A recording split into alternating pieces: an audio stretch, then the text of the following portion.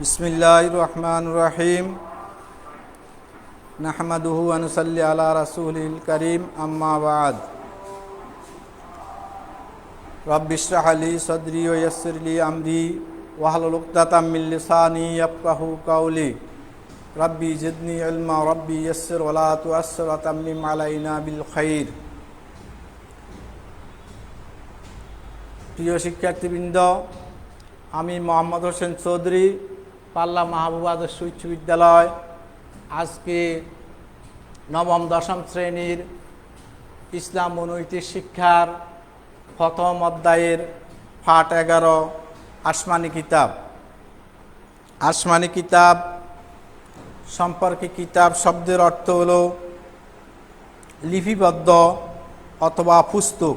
লিপিবদ্ধ অথবা পুস্তক অর্থাৎ মহান আল্লাহ তাআলা মানব জাতির হেদায়েতের জন্য এই গ্রন্থ নাজিল করেছেন। মহান আল্লাহ তাআলা মানুষের হেদায়েতের জন্য, মানব জাতির কল্যাণের জন্য, মানব জাতিকে কিভাবে আল্লাহ তাআলা সৎ পথ প্রদর্শন করতে পারেন সেই পথ দেখানোর জন্য আসমানি কিতাব নাজিল করেছেন। আসমানি কিতাব ইসলামী পরিভাষা যে কিতাব আল্লাহ তাআলার পক্ষ থেকে নাজিল হয়েছে সেই কিতাব হলো আসমানি কিতাব। আল্লাহ তাআলা জিবরাইল আলাইহিস সালামের মাধ্যমে এই পুস্তক অবতীর্ণ করেছেন মুহাম্মদ সাল্লাল্লাহু আলাইহি সাল্লামের নিকট। আসমানি কিতাবের বিষয়বস্তু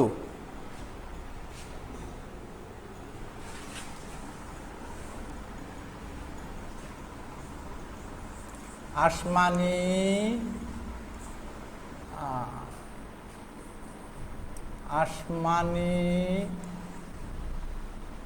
কিতাবের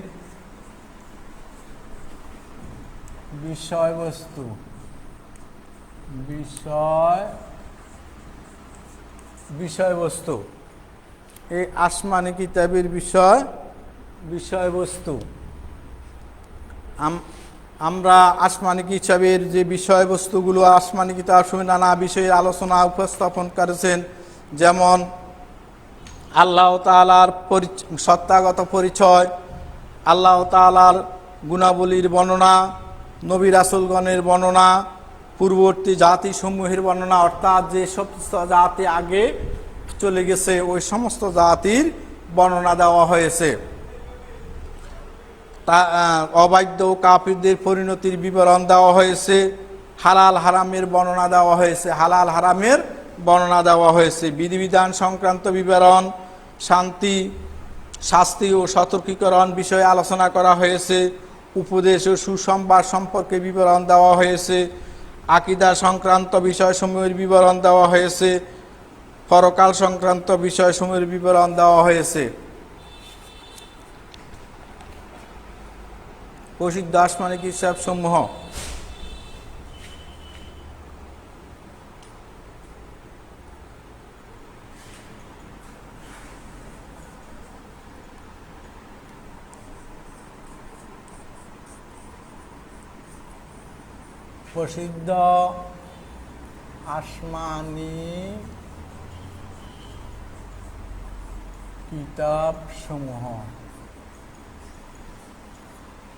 প্রসিদ্ধ আসমানি কিতাবসমূহ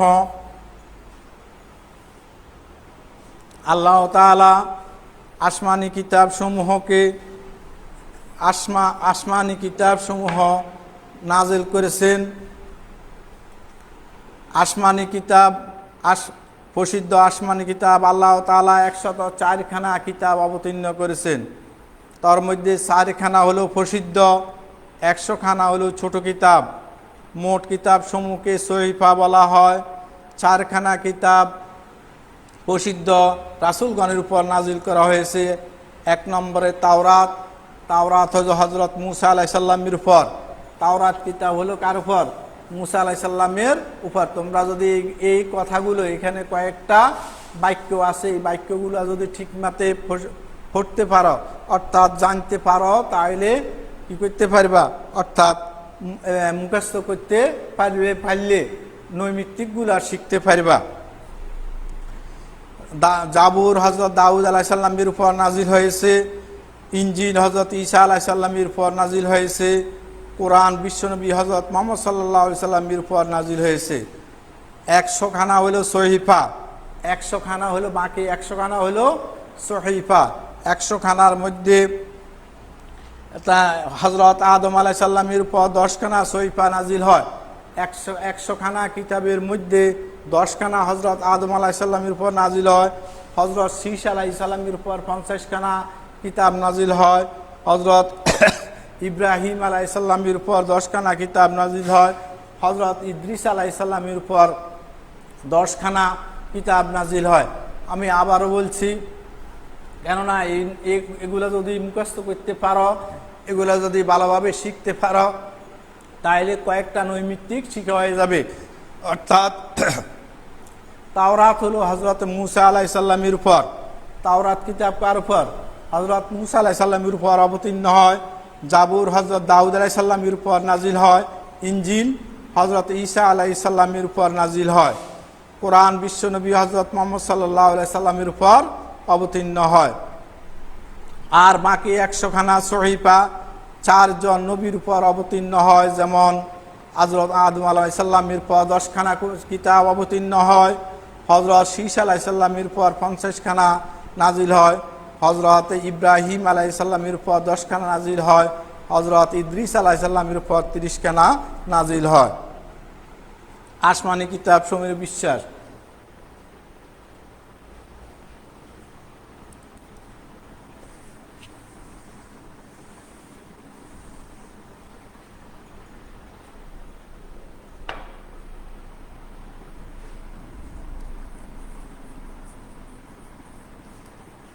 আসমানি কিতাব সমূহের পর কিতাব সমূহের উপর বিশ্বাস।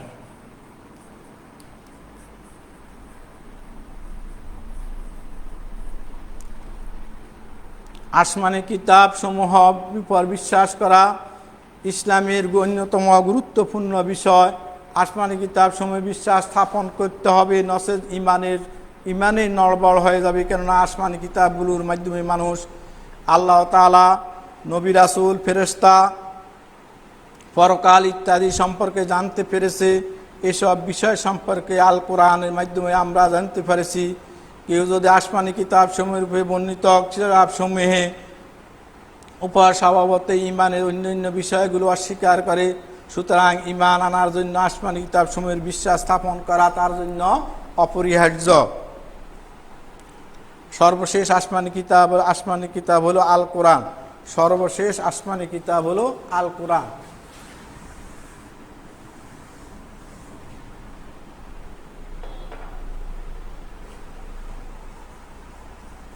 সর্বশেষ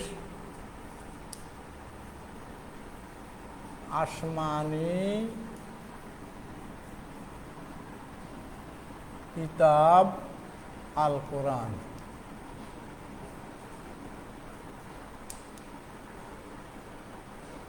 সর্বশেষ আসমানি কিতাব আল কোরআন।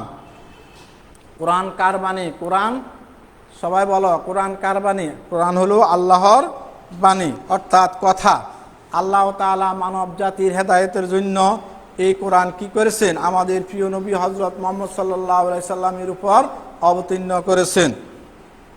নবী করিম সাল্লাল্লাহু আলাইহি সাল্লামের বয়স যখন 40 বছর, তখন হেরা গুহায় ধ্যানমগ্ন অবস্থায় মহানবী সাল্লাল্লাহু আলাইহি সাল্লামের উপর এই কিতাব অবতীর্ণ হয়। এই কোরআন দীর্ঘ 23 বছরে দীর্ঘ 23 বছরে অবতীর্ণ হয়। এই কোরআন কত বছর অবতীর্ণ হয়? দীর্ঘ 23 বছরে মহানবী সাল্লাল্লাহু আলাইহি সাল্লামের উপর কি হয়? অবতীর্ণ হয়। অর্থাৎ প্রয়োজনের তাগিদে, প্রয়োজন অনুসারে, অর্থাৎ যেই সময়, যেই সূরা, যে আয়াত যখন যা প্রয়োজন, সেই প্রয়োজন অনুসারে মহানবী সাল্লাল্লাহু আলাইহি সাল্লামের উপর কি হয়? এই কোরআন অবতীর্ণ হয়। এই কোরআন 30 পারায় বিভক্ত। এই কোরআন কত পারায় বিভক্ত? এই কোরআন 30 পারায় বিভক্ত। এগুলোর প্রত্যেকটি এক একটিকে বলা হয় পারা, একে একটিকে বলা হয় পারা। কোরআন মজিদে আয়ার সংখ্যা, সূরার সংখ্যা হলো 114টি। কোরআন মজিদের সূরার সংখ্যা হলো 114টি। আয়াত সংখ্যা আয়া এবং রুকুর সংখ্যা হলো 558টি। আর অক্ষর হলো 6666টি আয়াত, 6666টি আয়াত রয়েছে কোরআন মজিদের মধ্যে। কোরআনের নামকরণ,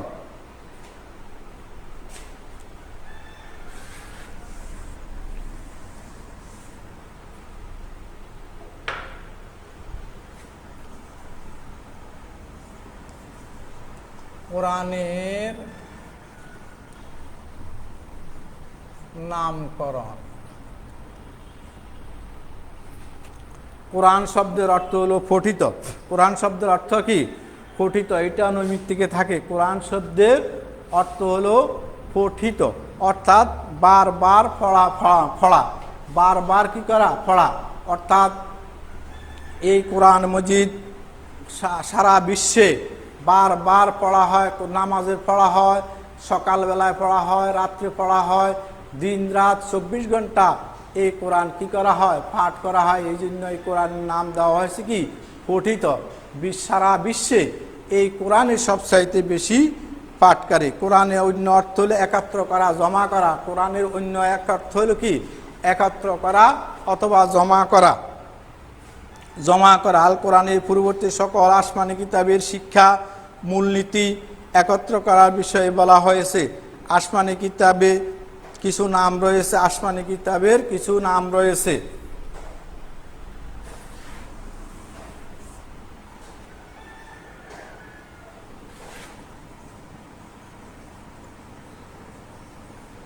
আসমানি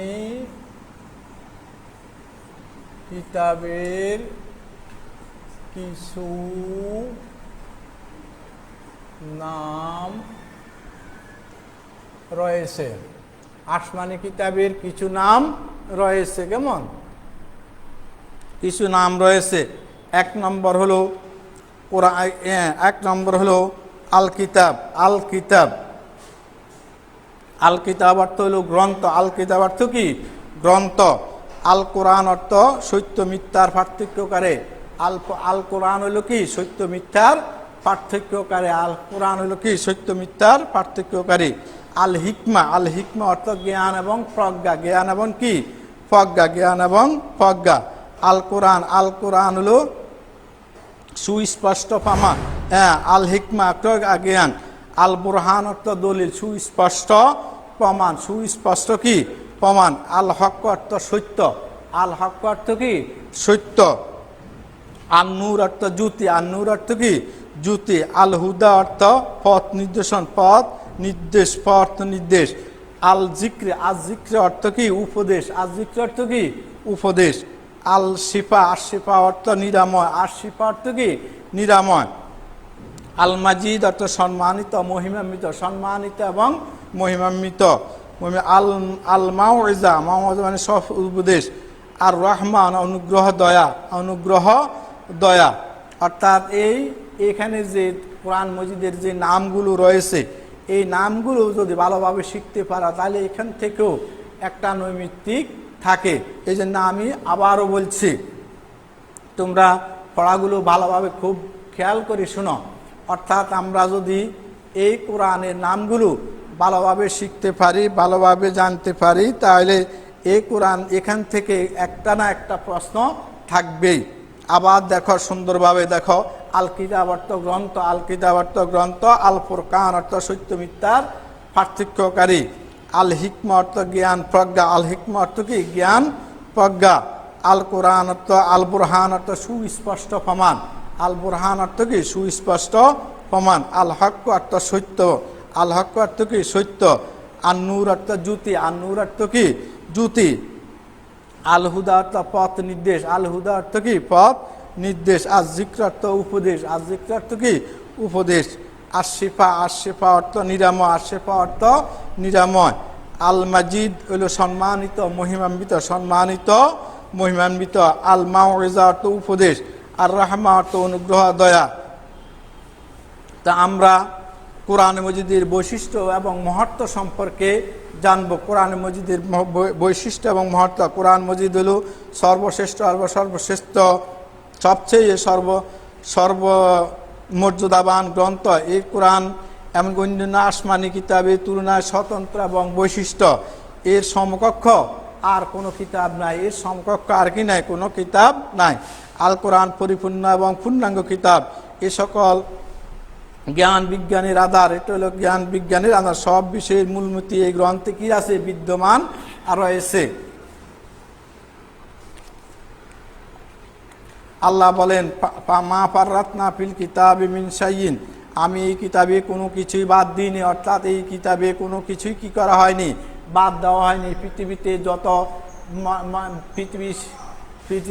অর্থাৎ 1400 রাসূল সাল্লাল্লাহু আলাইহি সাল্লামের যুগ থেকে কিয়ামত পর্যন্ত যত রকমের যত সমস্যার উদ্ভব হবে, সকল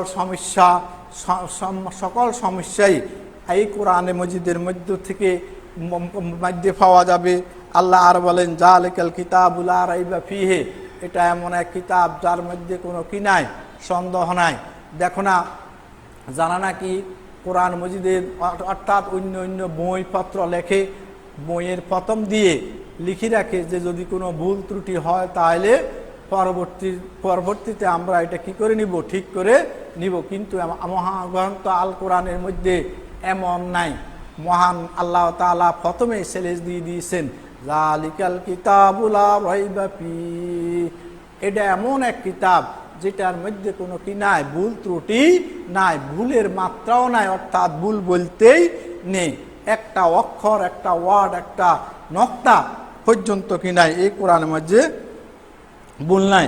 আরো মহান আল্লাহ তাআলা বলেন, বাল হুয়া কোরআনুম মাজিদুন ফি লাওহিম মাহফুজ, এই বস্তুটি সম্মানিত কোরআন, সংরক্ষিত ফলকে লিপিবদ্ধ। এটা হলো সংরক্ষিত ফলকে লিপিবদ্ধ, অর্থাৎ আল কোরআন মহান আল্লাহর বাণী। এই স্বতন্ত্র, এটি স্বতন্ত্র বৈশিষ্ট্য, মহিমা ভাস্কর, এই পরিবর্তন, বিকৃতির, সংযোজন, বিয়োজন থেকে কি মুক্ত। এটি সর্বশেষ এবং সর্বশেষ আসমানি, এটাই হলো কি সর্বশেষ এবং সর্বশেষ আসমানি কিতাব। তাইলে আমরা আজকে আসমানি কিতাব কি, আসমানি কিতাবের বৈশিষ্ট্য কি, আসমানি কিতাবের চিনার উপায় কি, আমরা এই সম্পর্কে কি পেয়েছি, পূর্ণাঙ্গ একটা ধারণা পেয়েছি। তো তোমরা এখান থেকে যদি প্রশ্ন আসে তাহলে প্রশ্নগুলা যেন ঠিকভাবে দিতে পারো। কেমন? সবাইকে আজকের মতো ধন্যবাদ জানিয়ে এখানেই সমাপ্তি করলাম।